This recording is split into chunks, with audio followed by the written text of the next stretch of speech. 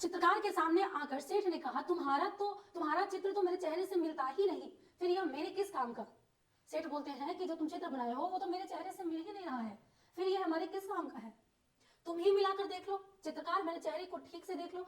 अब जब ठीक मेरे चेहरे से मिलता हुआ चित्र बनाकर लाओगे तभी उसकी कीमत अदा करूंगा। बोलता है कि जब तुम मेरे चेहरे से मिलता जुलता एकदम वही चित्र बना के लाओगे तभी मैं तुम्हारी कीमत दूंगा। चित्रकार निराश होकर चला गया। दूसरे दिन चित्रकार एक नया चित्र बनाकर लाया जो उसके पिछले दिन के चेहरे से एकदम मिलता था। लेकिन कमाल, सेठ ने इस बार भी अपना चेहरा बदल दिया। चित्रकार ने चित्र मिलाकर देखा तो और भी भौचक रह गया।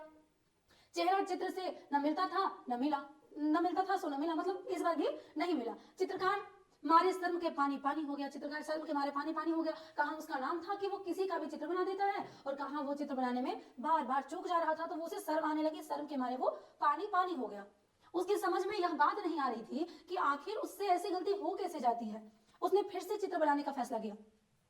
वो फैसला किया कि वो फिर से चित्र बनाएगा। अगले दिन वह फिर एक नया चित्र बनाकर ले आया, लेकिन सेठ की कारस्तानी से उस चित्र के साथ पूर्व के दिनों के जैसा ही हास्य हुआ।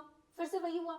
इसके बाद भी कई दिनों तक नए नए चित्र बनाता रहा और हर बार उसे निराशा हाथ लगती रही। उसे हर बार वो निराश हो जाता। लेकिन कई दिनों के अनुभव से वह सेठ की चाल को समझ चुका था। वह सेठ की कंजूसी को भी जान गया था और पैसे न देने के बाद भी वह कई दिनों की अपनी मेहनत को बेकार नहीं जाने देना चाहता था। कैसे कंजूस सेठ से पार पाया जाए, इस पर खूब सोचने के बाद वो बोला, वो धीरे धीरे सेठ को जानने लगा है कि सेठ कैसे दिमाग के हैं और कंजूस है, ये सारी चीजें वो जान गया था। फिर बहुत सोच विचार करके वो बहुत सोचने के बाद क्या